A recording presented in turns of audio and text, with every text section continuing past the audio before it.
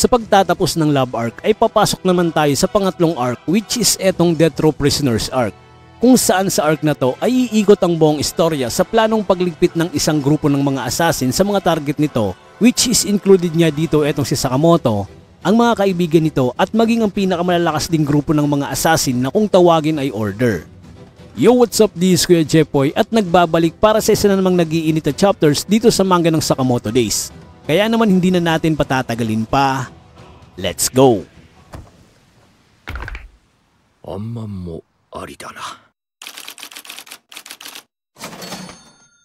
Sa pagsisimula ng eksena ay makikitang tila ba stressed at pagod na pagod dito etong sina Lu at Shin dahil sa mga pangyayari sa Okotabe Museum. Nahalata naman ni Sakamoto yung gesture ng dalawa base sa mga ikinikilos ng mga ito. Kaya naman dito ay sinabi ni Sakamoto na meron nga daw siyang alam na lugar na maaari nilang puntahan para makapag-relax. Sa sumunod na panel ay mamamata ang nasa harap ng isang public bath ang pamilyang Sakamoto.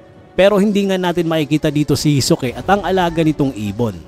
Sinabi dito ni Shin na napaka-risky nga doon ng lugar na to para sa kanila. Lalo pat hindi niya sigurado kung magpo-function ng maayos yung powers niya dahil sa sobrang na-drain niya daw siya during ng mission nila sa lab. Sagot naman ni Sakamoto na mukhang hindi nga doon naiintindihan ni Shin kung bakit sila naparito. Anito, para ma-maintain ang kanilang kakayanan, kinakailangan nga din doon nilang magkaroon ng konting break.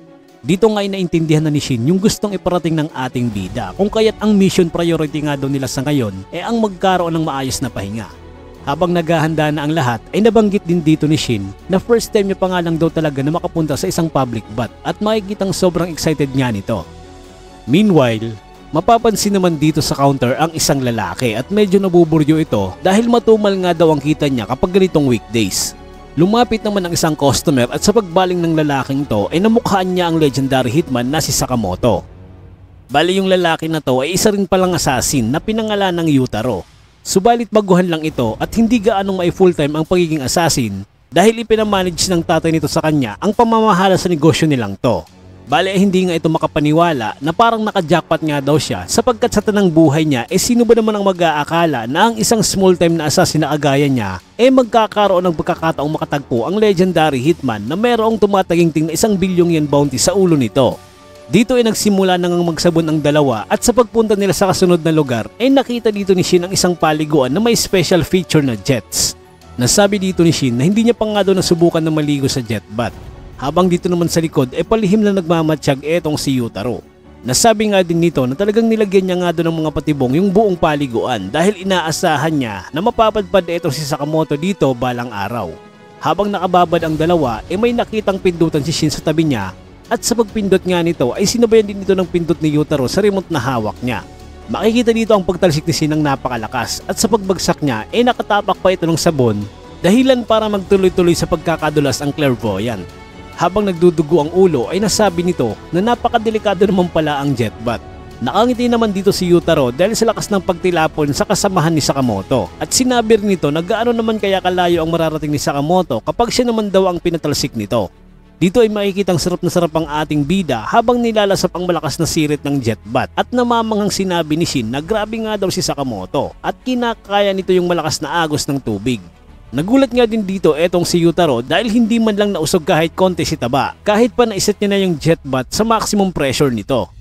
Kasunod namang tinungo ng dalawa ang sauna at naitanong naman ni Shin kung ano nga ba daw ang meron dyan. Dito nga sa pagpasok ng dalawa parang impyerno ang bumungad sa kanila.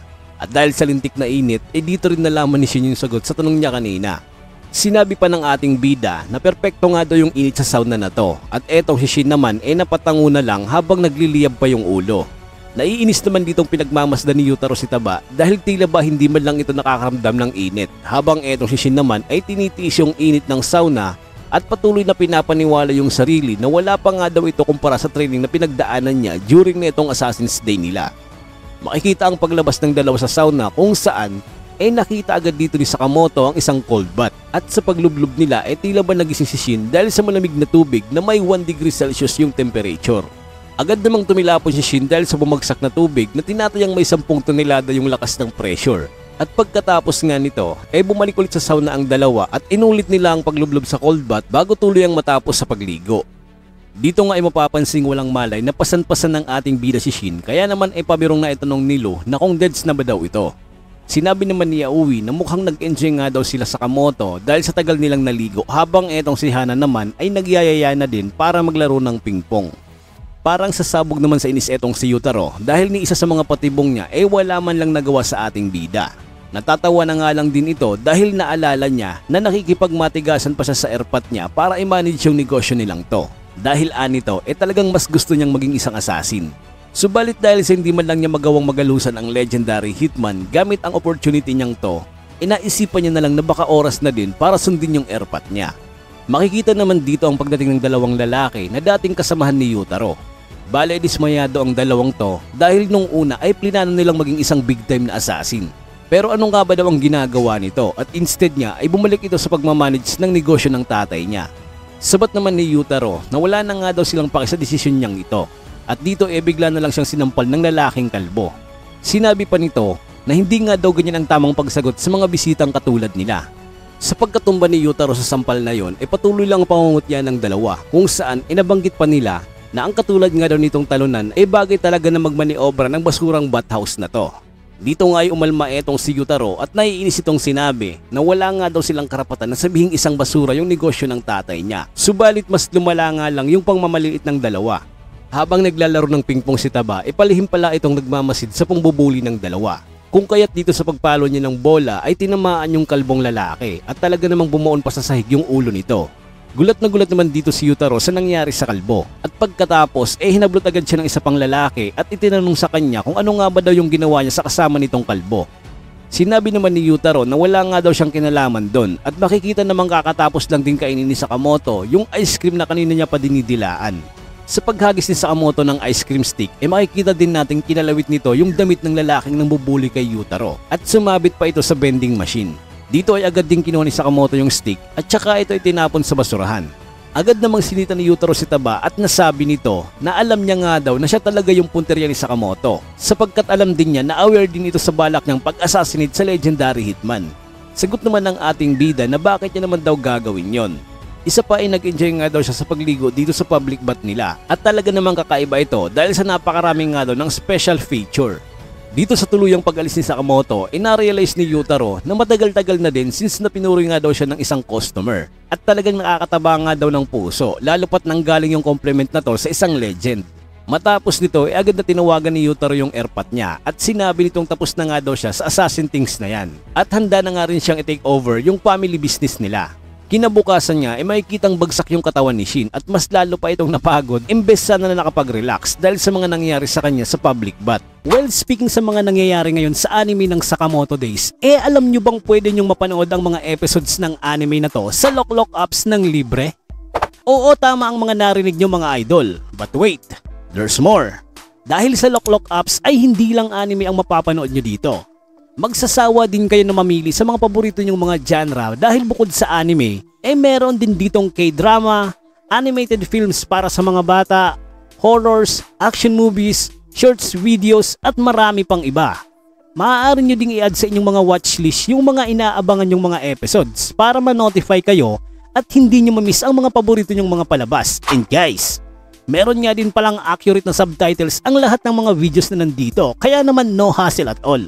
Napaka-friendly user din ng Loklok apps dahil makikita nyong naka-range na din mismo ang mga top trendings ng mga palabas na magpapadali sa inyo para mag-decide kung sakaling hindi mo pa alam ang mga papanoorin mo. Kaya't ano pang hinihintay natin mga idol? Go get and grab this opportunity at i-download nyo na ang Loklok apps para hindi na kayo mahirapan maghanap ng mga bagong episodes, particular na sa anime ng Sakamoto Days. Kung dito mo napapanood sa YouTube to, ay nasa description na nga pala yung link. At kung sa Facebook page mo naman ito napapanood, ay nasa comment section yung mga links para ma-download yung Loklok apps, mapa-Android man yan o kahit iOS pa. So yun lang mga idol at balikan na ulit natin yung ating video. Dito ay nagpaplano na ulit ang ating mga bida kung saan sinabi ni Sakamoto na ito nga daw yung pinaka-critical na misyong gagawin nila na sinang-ayunan naman ni Shin at habang etong sila naman ay seryoso ring pinapanood ang dalawa. Fast forward mga idol, dito ay makikita natin ang isang yate kung saan ay nandito nga pala sina Sakamoto kasama ang asawa nitong si Aoi. Bale ito pala yung pinagpaplanuhan nila kanina ni Shin dahil sa araw nga na to ay anniversary pala ng mag-asawang Sakamoto, which is ang mission priority ng ating bida ay isorpresa ang misis niya. Meanwhile, sa tindahan naman ay naiwan etong sina Shin at Lu kasama ni Hana. Sa pag-uusap ng dalawa ay inaasahan nilang magiging maayos yung date ng mga boss nila. Nabanggit din nila na pagdating nga daw sa usapin patungkol kay Aoi ay talagang sineseryoso nga daw ng boss nila na gampanan yung responsibilidad nito. Bigla namang naitanong ni Luo kay Shin kung ano nga ba daw sa tingin nito ang isa sa mga pinakagusto ni Mrs. Aoi sa boss nila. Na agad namang sagot ng clairvoyant na walang dudang bukod sa isang matinding fighter si Sakamoto ay sa tingin niya na isa din sa factor nito yung pagiging attracted ni Mrs. Aoi sa bilugang katawan ng boss nila. Mabalik naman tayo dito sa date ng mag-asawa kung saan kinikilig dito si Aoi na may halong kaba habang patagong dinidiligan naman ni Sakamoto yung bulaklak na hawak niya para hindi ito malanta. At nang naiserve na ang unang putahe ay agad na chinek ng ating bida kung safe nga ba ang pagkain inihain sa kanila. Sa di kalayuan naman ay makikita dito ang dalawang assassin na umahanap ng tiyempo bago nito isagawa ang masamang balak nito sa ating bida. Nabanggit pa ng assassin na to na bukod sa kanila ay lahat nga daw ng nasa yating ito ay nag-aabang lang din ng tamang oras para tapusin ang legendary hitman. Mapapansin ang pagpindot ng lalaki sa isang buton na siya namang naging dahilan ng biglaang pagkakaputol ng chandelier na nasa itaas lang mismo ng pwesto ng mag-asawang Sakamoto. Agad naman itong napansin ng ating bida kung saan ay mabilis itong dinampot at inihagis pa itaas yung tinidor na dahilan para hindi tuluyang bumagsak yung chandelier. Dito ay nakahalata na nga si Sakamoto na meron nga daw talagang kalaban na umaaligid sa date nila ng misis niya.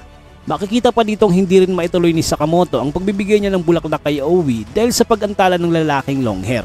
At nang na-serve na yung dessert para sa kanila, agad na gumawa ng paraan si Sakamoto para ilihis yung atensyon ni Aoi sa ibang bagay.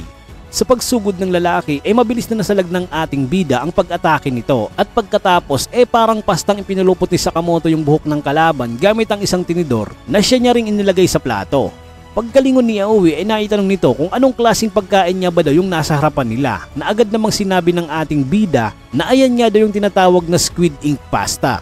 Sa kabilang banda naman, dahil sa hindi talaga umuubra yung mga tricks at pakulo ng mga assassin na to para patayin si Sakamoto, napagdesisyonan nila na magkakasabay na lang nilang susugurin si Taba. At nang itutuloy na ulit ni Sakamoto ang pagbibigay ng sorpresa niya sa asawa, naudlot na naman ito dahil sa paglapit ng mga lalaki. Sa pagtataka ni Aoi ay naitanong niya kung may nagawa ba daw silang mali. Sinabi naman ng ating bida na wag nga daw mag-alala si Aoi dahil ang totoo ang mga lalaki na to talaga ang may problema.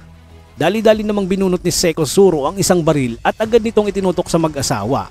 Hindi na nga rin nagsayang ng oras ang legendary hitman kung saan makikitang agad nitong binuhat ang asawa. Kasabay ng pagsipa sa kalabang nasa tabi niya dahilan para mabasag yung salamin at nagawa nilang maiwasan yung mga pagbaril sa kanila. Dito ay agad na nagsisinuran ang mga kalaban sa papatakas na mag-asawang Sakamoto. Subalit na-realize nga nila na wala na nga daw mapupuntahan ang dalawa dahil nasa kalagitnaan sila ng karagatan. Hindi pa nga rin dito tumigil yung mga kalaban sa paghabol, kung kaya't sinubukang pigilan ni Sakamoto ang mga ito gamit ang isang angkla na may nakataling lubid. At dito ay magkakasamang napuluputan ng lubid yung mga kalabang nakabuntot sa kanila. Habang bitbit ni Sakamoto si Aoi ay naitanong nito kung bakit nga ba daw palagi itong nangyayari sa kanila. Medyo minalas naman dito itong sina Sakamoto dahil sa pag-akyat nila sa may pinakatuktok ng yate wala na nga silang mapuntahan, kung kaya't makikitang na corner sila dito ng mga kalaban. Agad namang sinabi ng ating bida sa asawa na maghanda nga daw ito dahil lilipad nga daw siya pa itaas. Dito ay hindi na nga nagantay ng permiso ang ating bida at agad itong inihagi si Aoi ng napakataas.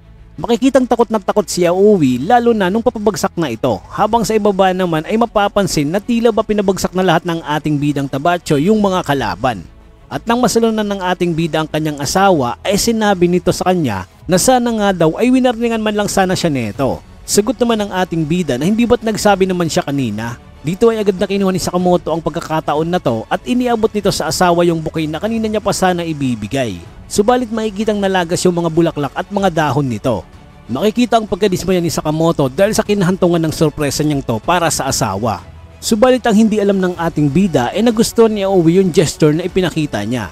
Habang umiiyak si Taba kinikilig na nagpasalamat ang asawa nito. At sinabi pa na na-appreciate niya nga daw yung bulaklak at yung pa-date nito, pero kahit wala nga daw yung mga espesyal na mga regalo mahal na mahal niya nga daw etong si Sakamoto. Pagkatapos nga nun nagsimulang ipaalala ni Aoi kay Sakamoto yung una nilang naging date kung saan naluluha ang ating bida habang kumakain ito ng omelette rice na niluto ni Aoi para sa kanya. Sinabi pa nito sa asawa na ang makitang ini-enjoy ni Taro ang mga simpleng bagay talagang sobrang saya niya nga daw. Kaya naman isa ito sa pinakagusto niya sa ordinaryong buhay na meron sila. Pabiro pang dagdag ni Aoi na bagamat hindi naman talaga ordinaryo yung buhay nila dahil sa nagagawa niya pang lumipad ng napakataas kapag kasama si Taro, Sa tingin niya ay isa ito sa mga dahilan kung bakit nasasabi niyang espesyal ang pagsasama nilang dalawa. Sagot naman ni Taba sa mga sinabi sa kanya ng asawa na kung gusto pa ba daw nito ay ihahagis niya ulit si Aoi pa itaas ng maraming beses. Sinabi naman ni Aoi na ayaw niya na nga daw at hindi nga daw yun yung pinopoint niya at dito na nagtapos yung chapter na to. Bali mga idol, iabangan nyo lang din yung susunod na video which is 3 chapter agad ang i-feature natin.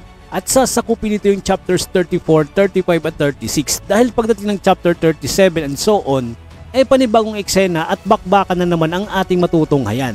Bali dito ko na muna tatapusin to at magkita-kita ulit tayo sa susunod na video. Bye-bye!